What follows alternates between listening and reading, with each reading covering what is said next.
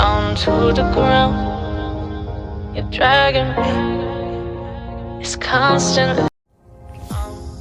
Assalamualaikum warahmatullahi wabarakatuh. Halo semuanya, kembali lagi bersama saya Yola Fiorita, NPM 39 kelas 4A Prodi Pendidikan IPA. Nah, di sini saya akan menjelaskan mengenai materi bab 14 tentang Total Quality Management dalam memenuhi mata kuliah pengelolaan pendidikan dengan dosen pengampu Bapak Dr. Muhammad Isjawan FPD. Topik pembahasan yang akan saya bahas pada kesempatan kali ini yaitu ada 7. Pertama, konsep dasar Total Quality Management (TQM).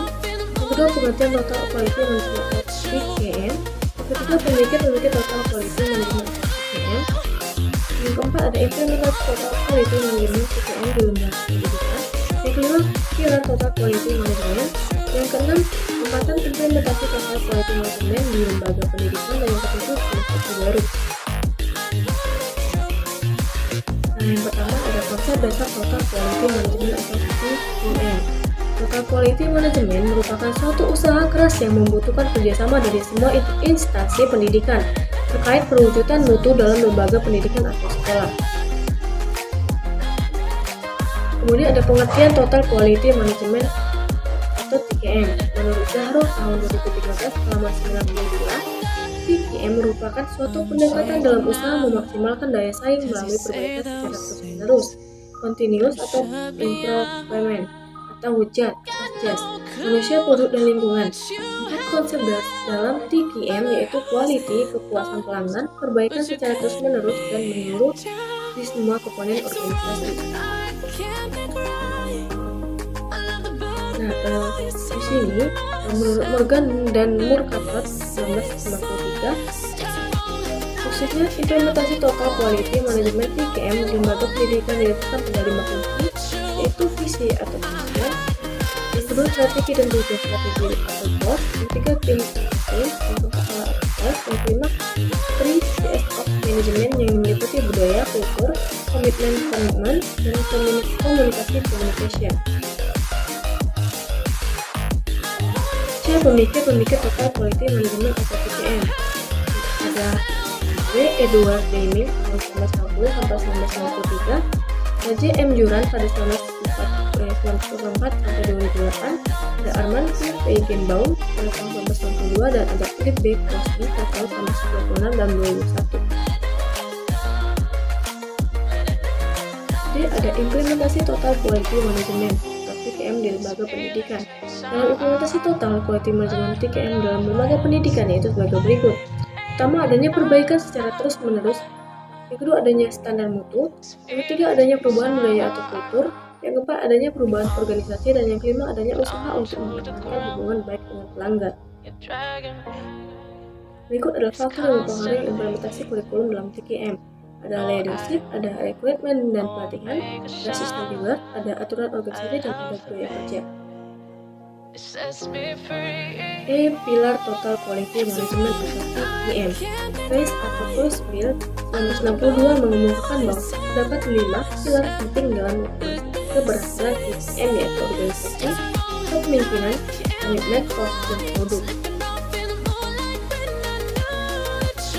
Nah, dalam penjelasannya, Price 1996 menghubungkan antara pilar-pilar tersebut sebagai berikut. Produk adalah titik sentral untuk tercapainya tujuan dan pencapaian organisasi. Mutu dalam produk tidak akan dihasilkan tanpa pengembangan mutu dalam proses.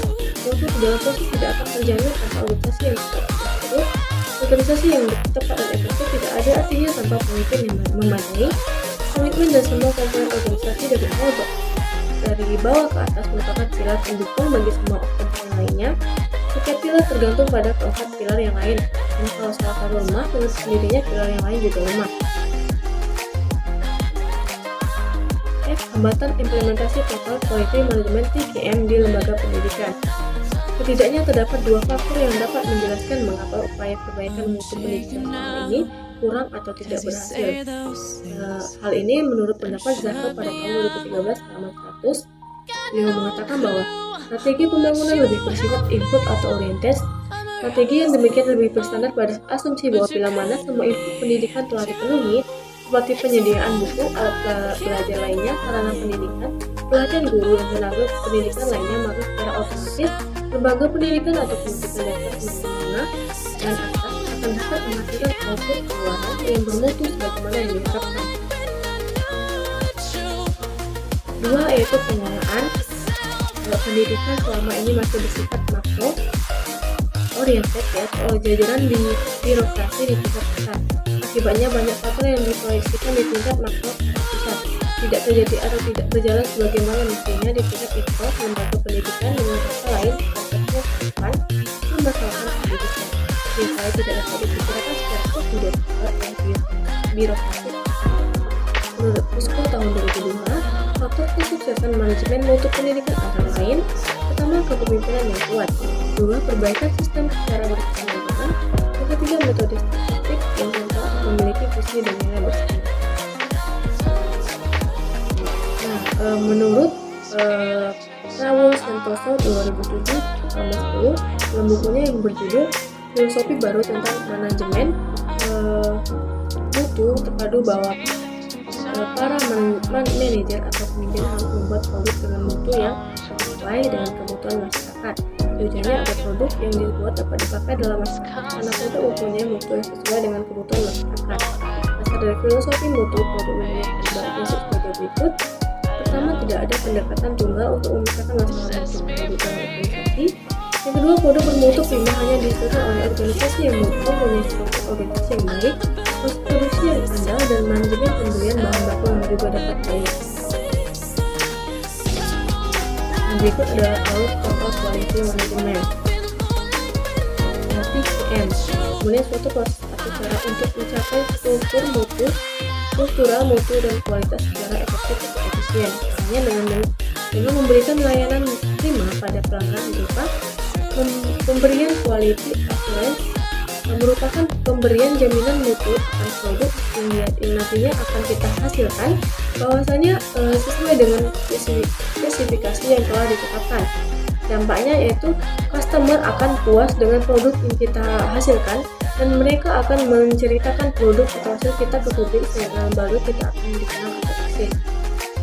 Kemudian pemberian quality control merupakan suatu kegiatan teknis yang dilakukan secara rutin untuk melihat kualitas yang diberikan pada pelanggan apakah sesuai atau tidak. Dampaknya pelanggan tidak akan merasa kecewa dengan pelayanan yang lembaga kita berikan karena selalu terkontrol atau terkoordinir secara baik dan teratur. Hasilnya customer satisfaction atau kepuasan pelanggan. Baik, mungkin itu saja yang dapat saya jelaskan mengenai materi bab 14 tentang total quality management. Kurang lebihnya saya mohon maaf. Wassalamualaikum warahmatullahi wabarakatuh. Semoga bermanfaat teman-teman.